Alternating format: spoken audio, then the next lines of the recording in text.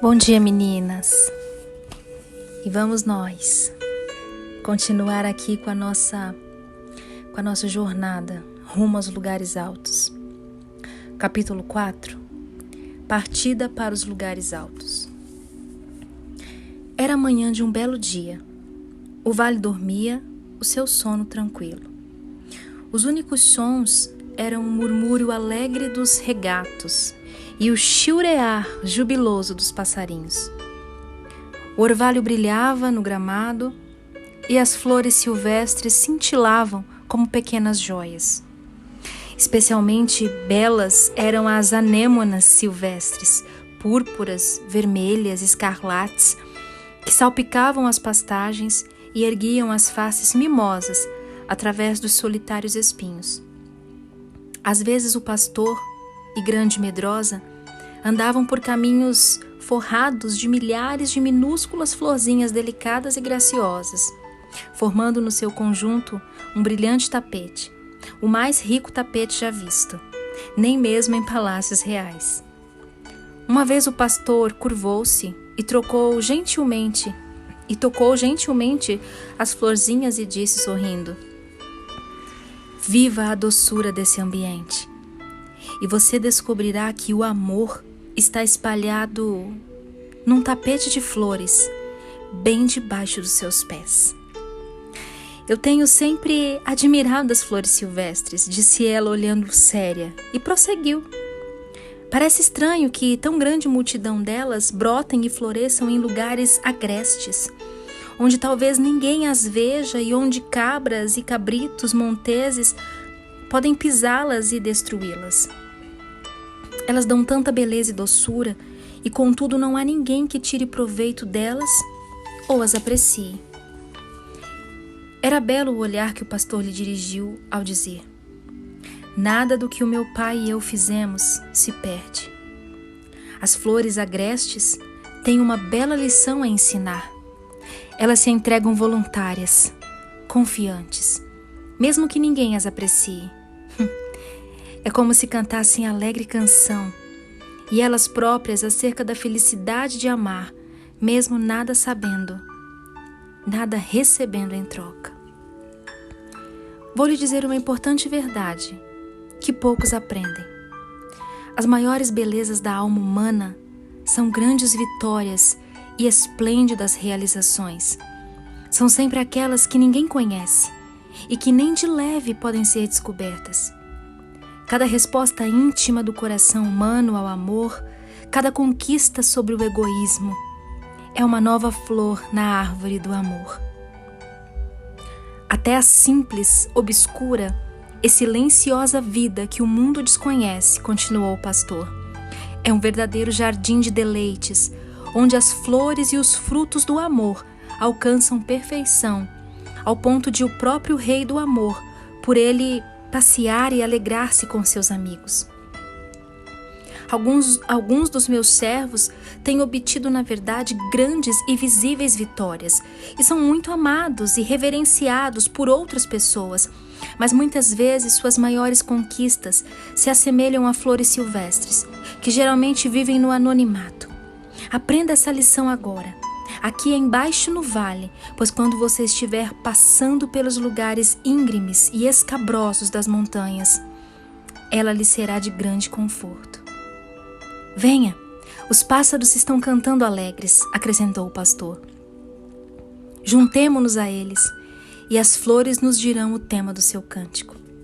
Então, enquanto se dirigiam ao rio, através do vale, eles entoavam juntos, cada qual por sua vez, os versos de outra antiga canção do velho inário do pastor. Está lá em Cantares 2, 1, do 4 ao 7. "Sou a rosa de Saron, e dos vales eu sou o lírio. Como flor entre os espinhos, é o meu amor por você. Macieira linda meu amado é, a mais bela do pomar. Eu sentada à sua sombra, provei fruto doce ao paladar. Ao palácio fui levada, para a sala do banquete, e comigo a mais pequena, dividir foi seu poder. Quero ajuda, me conforte. De vergonha estou enferma. Sou indigna do seu nome e de ser sua consorte. Minhas filhas eu lhe peço às servas e gazelas. Não despertem meu amado, até que me ame, se mereço. Ao concluírem a canção, chegaram a uma violenta correnteza que cruzava o seu caminho e caía em cascata lá embaixo, do outro lado. A correnteza, veloz, impregnava o vale com a sua doce e alegre melodia. Enquanto o pastor a tomava em seus braços para transpor pedras úmidas e escorregadias, ela lhe disse: gostaria de saber o que a água corrente canta. Às vezes, no silêncio da noite, deitada na minha cama, eu escutava a voz do regato que passa pelo jardim no meu chalé. É uma voz a um tempo tão feliz e ansiosa que parece repetir e repetir para si mesma alguma secreta e amorável mensagem. Penso que todas as águas correm cantando a mesma canção, em tom alto e claro ou suave e baixo. Gostaria de saber o que essas águas dizem. É bem diferente das vozes do mar e do oceano, mas nunca posso entendê-las. É uma linguagem desconhecida.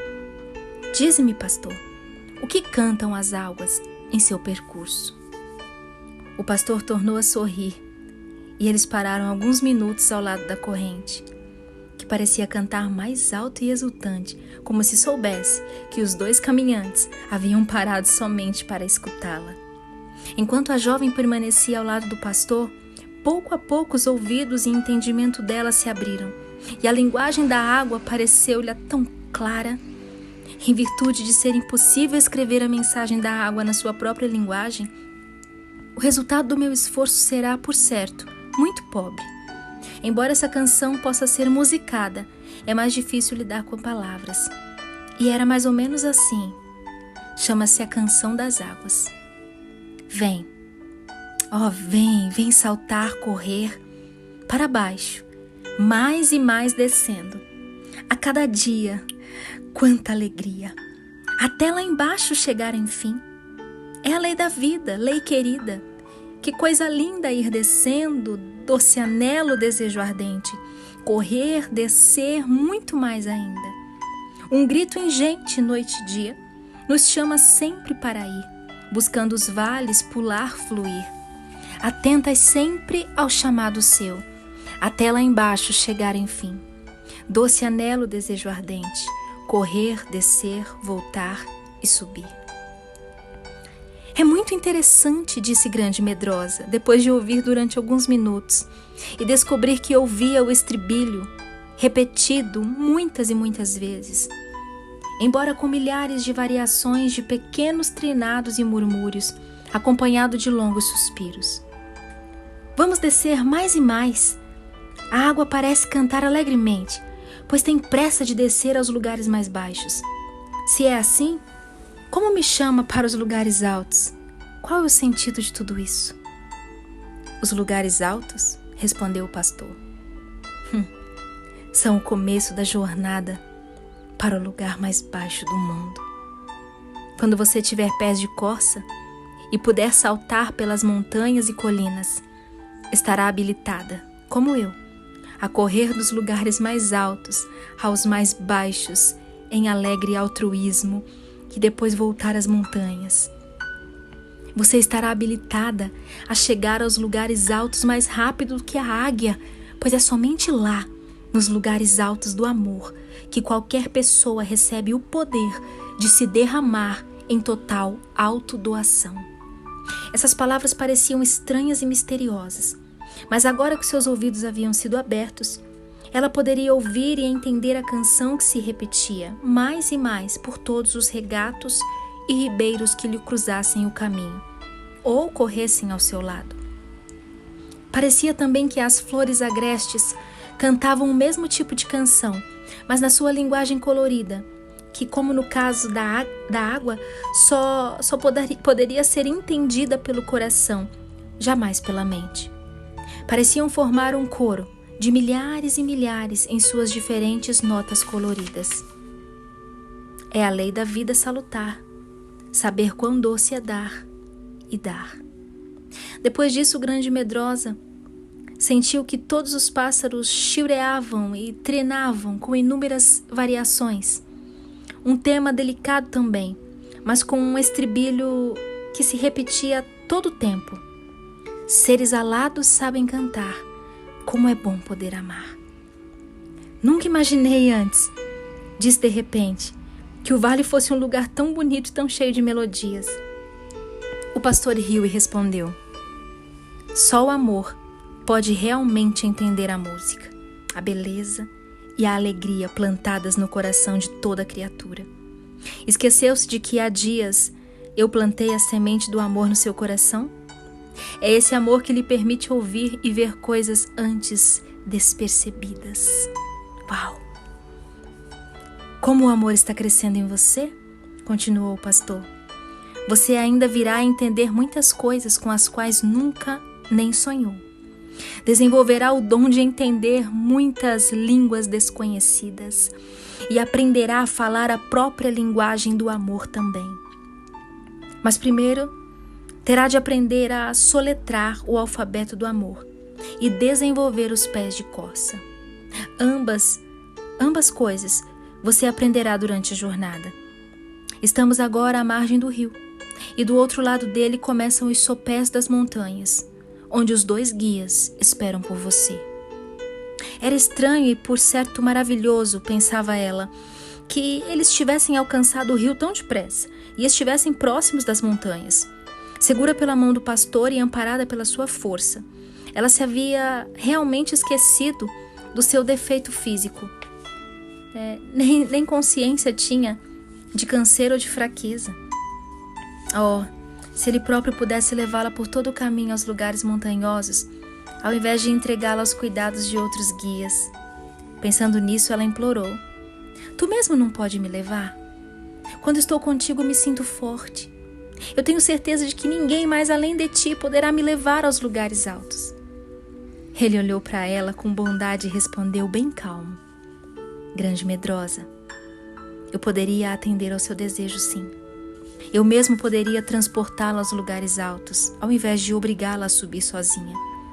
Entretanto, se eu o fizesse, você nunca seria capaz de desenvolver pés de corça e acompanhar-me aonde quer que eu fosse.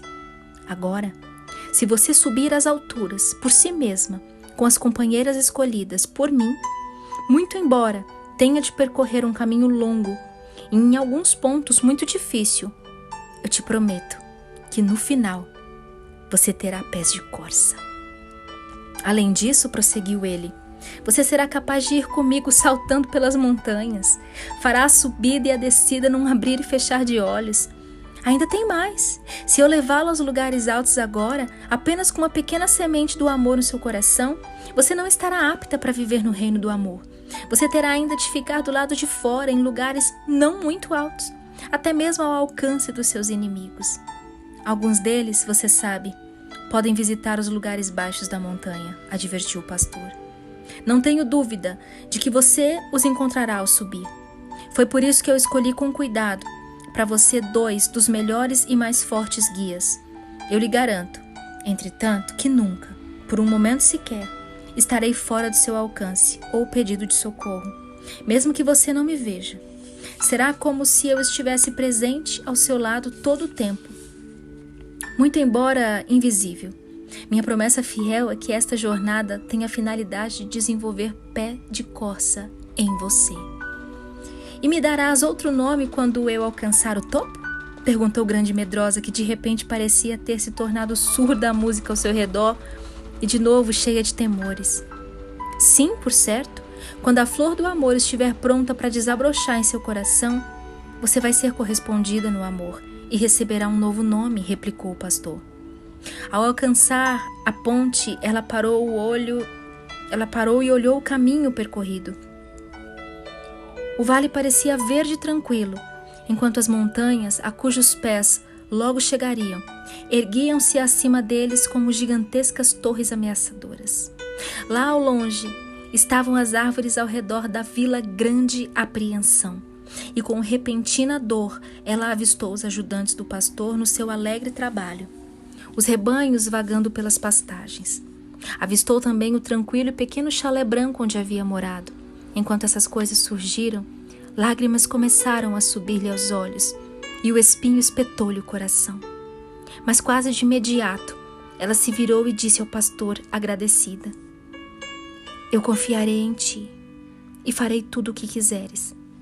Nesse momento, o pastor, olhando para o rosto da sua acompanhante, sorriu com doçura e disse algo nunca dito antes. Grande medrosa, você tem verdadeira beleza. Tem olhos tão confiantes. Confiança é uma das mais belas coisas no mundo. A confiança refletida em seus olhos faz você mais bela do que uma gentil rainha. Estavam agora sobre a ponte e em pouco tempo alcançariam o pé das montanhas, onde começariam os primeiros aclives. Aqui e ali grandes pedras se espalhavam ao redor. Grande Medrosa avistou os vultos de 2 mulheres de rosto velado, assentadas numa das rochas à beira do caminho. Já quase no sopé das montanhas, ao se aproximarem, ela e o pastor, as 2 mulheres se ergueram em silêncio e curvaram-se reverentemente diante dele. Aqui estão suas 2 guias, disse o pastor, e agora em diante e até atravessarem os lugares íngremes e difíceis, elas serão suas companheiras e auxiliares. A jovem olhou-as cheia de medo. Elas eram altas e de forte compleição. Mas por que traziam um rosto velado? Por que escondiam a face? Quanto mais ela olhava para as 2 mulheres, mais se aterrorizava. Elas eram silenciosas, fortes e cheias de mistério. Por que elas não falavam? Por que nem mesmo fizeram um gesto de saudação? Quem são elas? Perguntou baixinho ao pastor. Podes dizer-me os nomes delas? Por que elas não falam comigo? Elas são mudas? Não, elas não são mudas, disse o pastor em voz baixa. Elas falam uma linguagem nova, um dialeto das montanhas, o qual você ainda desconhece. Porém, à medida que as acompanhar, pouco a pouco entenderá as palavras delas. E elas são ótimas professoras também. Poucas há melhores do que elas. Quanto aos seus nomes, eu os darei na sua língua. Mais tarde, você os aprenderá na própria língua delas. Esta, disse ele, indicando a primeira de 2 silenciosas figuras, chama-se Tristeza. A outra é sua irmã gêmea e chama-se Sofrimento. Pobre Grande Medrosa! Seu rosto se empalideceu e ela tremeu da cabeça aos pés. Sentiu-se desfalecer e apoiou-se no pastor para não cair. Eu não posso ir com elas, gaguejou. Não posso, eu não posso, não posso. O meu senhor, pastor, eu não posso. Por que fizeste isso comigo? Como posso viajar na companhia delas? Isso é mais do que eu posso suportar. Tu me dizes que o caminho da montanha já é tão íngreme e escabroso que não posso percorrê-lo sozinho. Então por que fazer da tristeza e do sofrimento as minhas companheiras? Não poderias dar-me paz e alegria que me fortalecessem e encorajassem nessa jornada tão difícil? Nunca esperei que tivesse coragem de fazer isso comigo. E debulhou-se em lágrimas. O rosto do pastor assumiu estranha expressão ao ouvir esse desabafo. Então, olhando as 2 figuras veladas enquanto falava, respondeu gentilmente: alegria e paz. São essas as 2 companheiras que escolheria? Lembre-se de que prometeu aceitar as auxiliares que eu lhe indicasse, certa de que eu lhe escolheria as melhores guias? Você confia em mim? Está disposta a ir com elas ou prefere voltar ao vale e à sua família temores e ao próprio covardia? Ela estremeceu. A escolha parecia terrível. O medo... Ela o conhecia muito bem, mas tristeza e sofrimento sempre lhe pareceram as mais terríveis coisas que poderia encontrar. Como seguir com elas e abandonar-se ao poder e controle delas? Parecia impossível. Então ela olhou o pastor e de súbito sentiu que não podia duvidar dele nem voltar atrás. Que se ele não fosse capaz de amar a ninguém no mundo, mesmo trêmula de susto, sentindo-se miserável, ela ainda o amaria. Mesmo que ele pedisse o impossível, ela não recusaria. Olhando-o pesarosamente, ela disse: se eu quero voltar atrás? Ah, pastor, para onde eu iria? No mundo eu só tenho a Ti. Ajuda-me a seguir-te. Mesmo que isso pareça impossível, ajuda-me a confiar em Ti, tanto quanto eu desejo amar-te. O pastor, ao ouvir essas palavras, ergueu a cabeça e soltou uma gargalhada de júbilo, de gozo e de triunfo. O gargalhar de triunfo ecoou pelas paredes das rochas do pequeno desfiladeiro até repercutir brevemente pela montanha inteira. O eco parecia subir de rocha em rocha, até chegar aos picos mais altos, e aos poucos morrer nos céus. Silenciada a última nota, a voz do pastor soou mansa. Tu és toda formosa, querida minha, e em ti não há defeito. E acrescentou: não tema, minha grande medrosa, creia somente. Prometo que você não será mais humilhada. Siga com tristeza e sofrimento. Se não consegue aceitá-las agora, quando chegar aos lugares difíceis e não puder caminhar sozinha, coloque as mãos confiantemente nas mãos delas, e elas a conduzirão exatamente onde desejo que vá. Ela permaneceu em silêncio, olhando o rosto do pastor, cujo olhar era agora exultante. O olhar de quem acima de tudo se alegrava em salvar e libertar. No coração dela, a letra de um hino escrito por um dos seguidores do pastor começou a soar. Ela começou a cantarolar, doce e suavemente. Oh, deixa a tristeza fazer seu trabalho. Lágrimas e dor trazendo a mim. Mensageiras serão no meu coração, deixando marcas de doce refrão. Quero sentir mais amor, Senhor, meu Cristo sentir por ti mais e mais amor. Outros devem ter passado por aqui antes de mim, pensou ela, e poderiam ter cantado esta canção também. Será ele, que é tão forte e gentil, menos fiel e misericordioso comigo, que sou fraca e covarde criatura? Quando é óbvio que ele se deleita acima de tudo em libertar seus seguidores de todos os seus medos e levá-los a salvo aos lugares altos? Com isso veio-lhe o pensamento de que, quanto mais depressa fosse ela com seus novos guias, tanto mais rapidamente alcançaria os lugares altos. Ela seguiu em frente e, olhando as figuras veladas, disse com uma coragem que nunca julgou ter antes: eu irei com vocês. Por favor, me mostrem o caminho. Por enquanto ela não se atrevia a segurar na mão dela. O pastor riu de novo e disse com clareza: deixo-lhe a minha paz. Minha alegria será plena em você. Lembre-se de que eu mesmo me comprometi a levá-la aos lugares altos, no topo dessas montanhas, e que você não será mais humilhada. E agora, até que refresque o dia e fujam as sombras, vai-te semelhante ao gamo, ao filho das gazelas, sobre os montes escabrosos. Cantares 2:17. Momentos depois, antes da grande medrosa perceber o que estava acontecendo, ele saltou para uma grande rocha ao lado do caminho, e dali para outra e mais outra, com movimentos tão rápidos que os seus olhos mal podiam acompanhar. Ele foi saltando lépido pelas montanhas, subindo cada vez mais alto, até se perder de vista. E para terminar, quando não puderam mais vê-lo, ela e suas duas novas companheiras começaram a jornada. Deve ter sido um quadro curioso esse começo de jornada. Grande medrosa, cocheando em direção aos lugares altos, tão longe quanto possível das duas figuras veladas, fingindo não ver as mãos estendidas para ela. Mas ninguém poderia observar essa cena, pois se de fato há um processo secreto, esse é o desenvolvimento de pés de corça, o qual não permite nenhum observador.